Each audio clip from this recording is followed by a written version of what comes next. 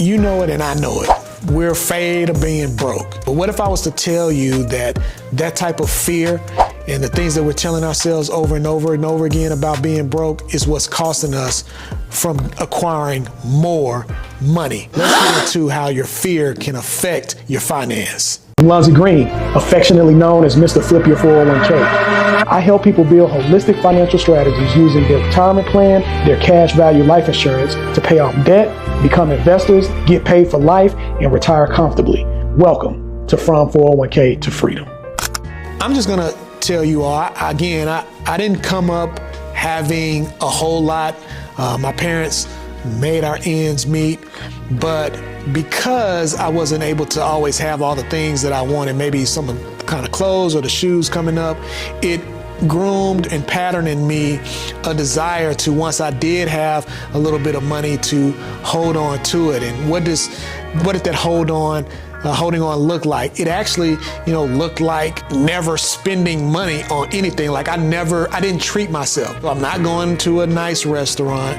I'm not going to take a vacation because now that I have a little bit of money, I want to keep it because I never had it before. It took me some time, perhaps, it's taking you some time too as well, to evaluate where is that place coming from. Well, it's coming from a place of just being fearful of being broke, because I know what being broke is like. I know how not having enough money to put a full tank of gas, what that feels like, and you're worrying whether or not you can get back and forth to your job or to your obligations with your family because you don't have enough money to put gas in the tank. I know what having ramen noodles every day. I've eaten so many variations of ramen noodles, it's insane. So I just know what not having anything feels like, and that has created, and what did create, a certain level of fear inside of me. So much to the point that I really wouldn't even take a chance on myself because I didn't want to experience the possibility of me losing money by taking a chance on myself. And what I had to learn over time is that in order for you to be able to proceed and to grow and to acquire wealth, you do have to step out of that mindset of scarcity, that mindset of lack and that fear, and break through it in order to get to a better place financially. In earlier episodes, I talked about the difference between the debtor, the saver, and the wealth creator. And so for a long time, before I became a wealth creator, I was a saver. So anytime that I made a little bit of money, I tucked it away. I didn't even tuck it away in a high yield savings account. I actually tucked it away in just a regular basic checking account, which was gaining me no money on my money. So my money was lazily working, if it was working at all. The things I was telling myself, because what happens is fear hides itself as being responsible, right? We make these decisions and we think we're being responsible. In actuality, it's fear-based.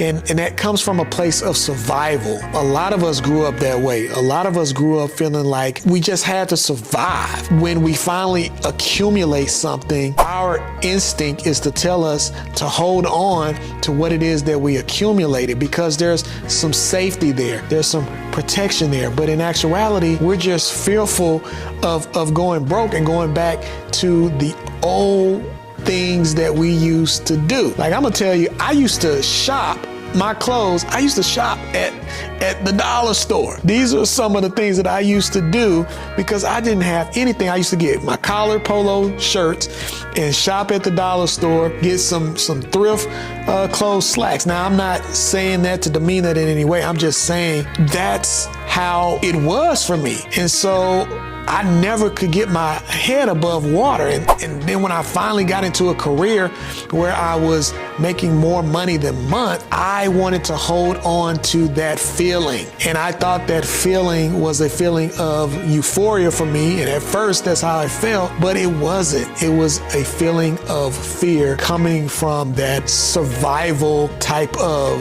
mindset that I've inhabited from childhood on up to young adulthood and, as of a few years ago to mature adulthood. I would say one thing that has helped me on my path to freedom is reflection and meditation. Going back in reflection and identifying those triggers. For me, one of the triggers was like if I went to a store, maybe a clothing store, a retail store I had never been before, and I saw something that I really wanted, like a shirt, and I wanted to purchase that shirt, but then I looked at the price tag, and when I looked at the price tag, I can remember maybe either me telling myself, oh, that costs too much. Identifying where did that come from? It came from the way I was raised, going out to school shopping and my folks saying, okay, well, hey, look, we're not going to be able to get that. It takes reflection sometimes to go back to find the root of what those triggers are, where that fear is coming from. It's something else, like checking your account daily. Look at your bank account statement, and you're hoping that for whatever reasons the numbers will change. That is a survivalistic tactic as well, along with the guilt of spending something to treat yourself. Identify what those triggers are and identify where they came from so that you can begin replacing that fear with education. Because the more education, the more understanding you have about money, how it flows, how you can purpose it, how to treat it, how to build a relationship with it, that knowledge replaces any anxiety or fear that you may have. My fist is clenched, right? If you were to walk up to me right now with this clenched fist to offer me something, I'm not in a position to receive it. You cannot receive overflow with a clenched fist. You have to open your hand, and not just open your hand, open yourself up to the receipt of the overflow. But let's anchor it down with something more practical. Let's use financial tools that can balance the growth, but also keep you safe. It's a blend, okay?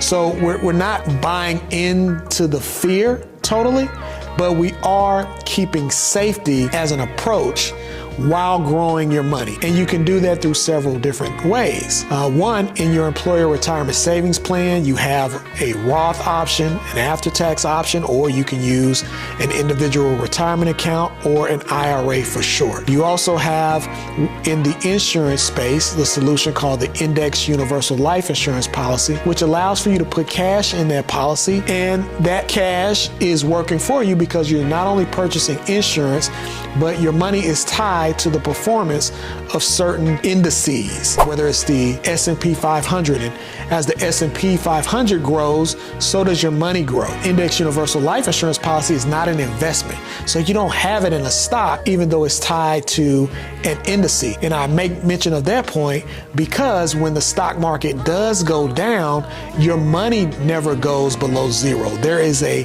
floor that your money stops at, so that way you're not losing money. That's a game changer, especially when you're looking at not only growth, but safety. Because when the market goes up, your money goes up, but if the market goes down, your money never goes below zero.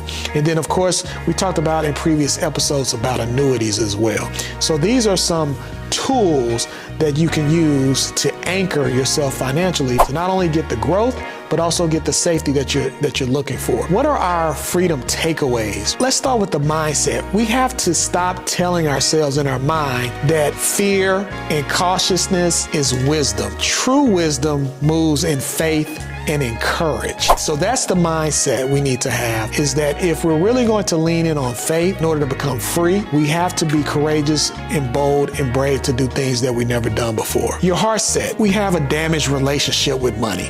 Money hasn't always been good to us. Money hasn't always been fair to us. When we want it or when we need it, it may not have been there for us. It may not have been reliable. So our relationship is fractured, but we got to heal that. Forgive our past and heal our relationship with money. So that's the heart set piece of freedom. And then the skill set. I implore you to learn one new wealth vehicle this month that makes your money feel safe and productive. I am a retirement plan and financial wellness manager, as well as a life insurance agent. So I love putting together a financial strategy for corporate and working professionals using the vehicle of insurance, because again, it allows for your money to to grow. It protects against market volatility. So you're giving your money multiple jobs by protecting yourself and protecting your money at the same time. Fear will cost you more